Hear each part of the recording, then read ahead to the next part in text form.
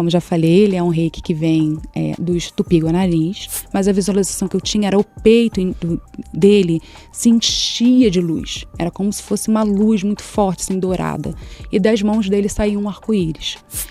Então tinha um rapaz chamado Alberto Águas, que ele convivia com a tribo de Tupi-Guarani por muitos anos.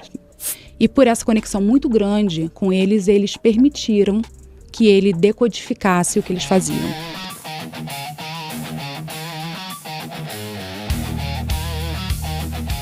Eu ainda não conhecia nada do Reiki Amadeus, né? A gente ainda vai entrar nele, mas eu não conhecia nada. Mas a visualização que eu tinha era o peito dele se enchia de luz. Era como se fosse uma luz muito forte, assim, dourada. E das mãos dele saía um arco-íris. E era desse arco-íris que ele enviava, né, a energia para as pessoas.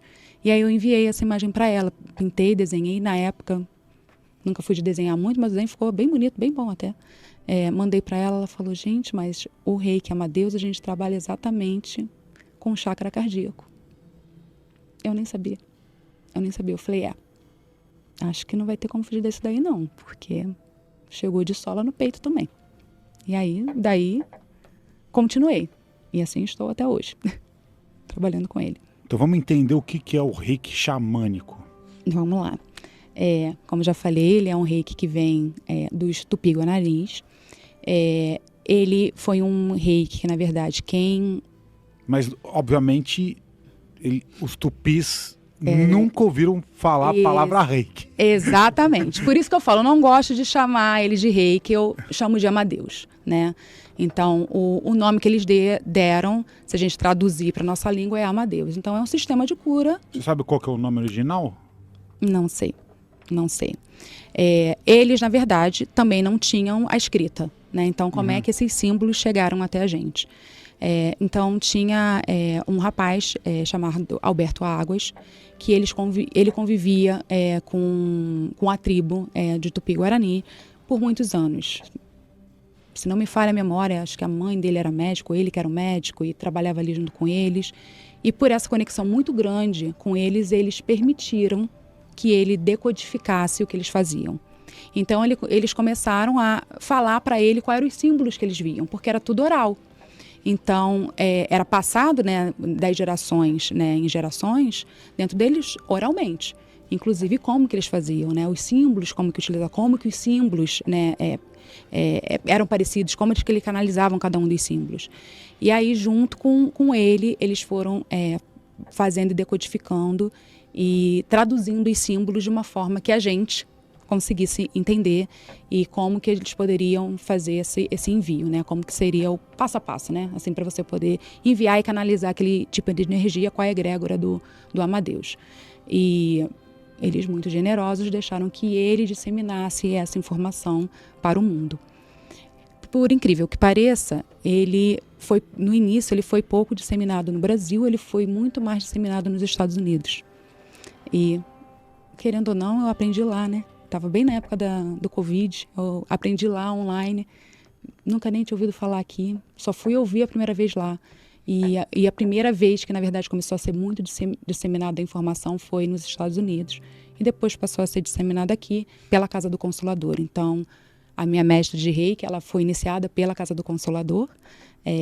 Então, eles têm um know-how gigantesco em relação a isso. Então, começou por lá. Então, ele que foi o decodificador dessa língua e eles generosamente deixaram que ele pudesse difundir essa informação para a gente, né? Para os não indígenas também, que a gente pudesse utilizar essa ferramenta. Que ano que foi esse trabalho? Na década de 80. Qual que é o nome dele de novo? Alberto Águas. Ele está vivo ainda, não? Não. Alberto Águas. Que eu saiba, não. Então ele viveu lá na tribo e aí ele observava lá eles tinham contato os membros muito lá da tribo E aí ele ficou curioso, ele queria saber o que era, ele foi dado um acesso. Então, até onde eu sei, de livros que eu li, de pessoas que, na verdade, tiveram contato com ele. Eu não li livros que ele escreveu, eu li livro que outras pessoas contaram a história dele. Então, você começa a já ter aí algum gap, né? E um dos livros que eu li foi, inclusive, de uma americana, que ela escreveu, e ela faz a descrição muito parecida com a minha. Então, acho que é por isso que eu me conectei muito com esse livro dela. Não vou lembrar o nome do livro. E ela fala a mesma coisa. Eu não, que xamanismo, eu não queria isso. Mas do nada apareceu na minha vida e eu fiquei apaixonada. E fiquei apaixonada pelo Alberto Águas e ele era maravilhoso. Eu fui lá sem nem saber o que era. E a mulher, inclusive, a autora escreveu um livro, né, sobre ele. E aí durante essa autora, lendo essa autora, que ela contava um pouco da história dele. Então, ele tinha essa ligação muito grande com ele, já até onde eu sei, desde muito jovem. Então, provavelmente por isso que eles se sentiam confortáveis e seguros de passar alguma coisa para eles, né? Para ele, né? Então, ele fazia um trabalho junto com eles da parte, se eu não estou enganada, da parte de medicina. A mãe, então, era uma médica que atendia...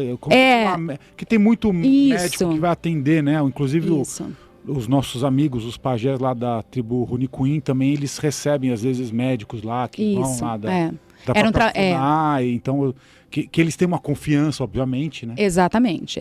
Então não foi, ele chegou lá e só ficou curioso. Ele conviveu muito tempo com eles, né? Para eles criarem essa confiança e deixar que ele disseminasse a informação. Então, mas aí ele viu uma prática espiritual específica lá. Foi isso.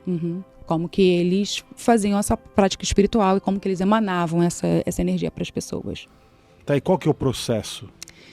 Então, o processo foi como eu falei, ele é muito parecido com os outros reikis. E o que eu gosto muito dele é que a gente começa ele com o que a gente chama de respiração de Deus. E eu acho que foi uma das primeiras coisas que me tocou no Reiki Amadeus foi essa. Quando a gente faz uma meditação, na grande maioria das vezes que a gente está vendo alguém fazendo uma meditação, as pessoas falam, canaliza, né, pelo topo da sua cabeça, imagina que tem uma luz entrando, né, cobre o seu corpo, e quando você faz a exalação, você exala tudo aquilo que você não quer. Né? Normalmente as pessoas falam isso, você coloca para fora o que você não quer.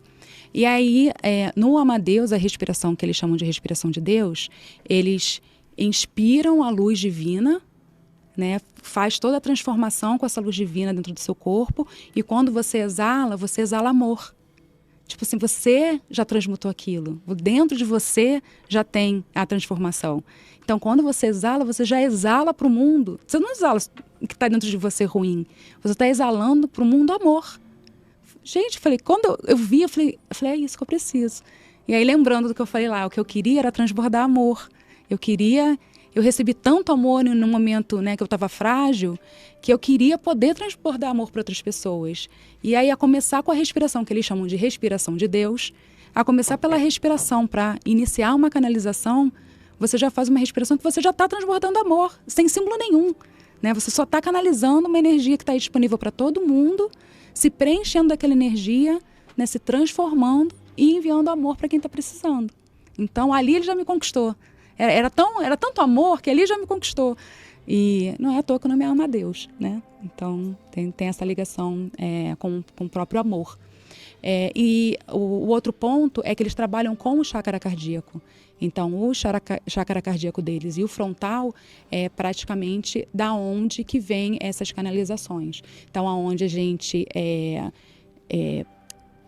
começa a colocar energia nas nossas mãos, né? Então, a gente traz a energia para as nossas mãos a partir do chácara cardíaco e a partir do terceiro olho que a gente canaliza quais são os símbolos que a gente quer canalizar. E a gente envia através do sopro, o que é um pouquinho diferente dos outros reikis, que faz, né, mais a canalização com as mãos. Esse vai junto com, né, vai com amor.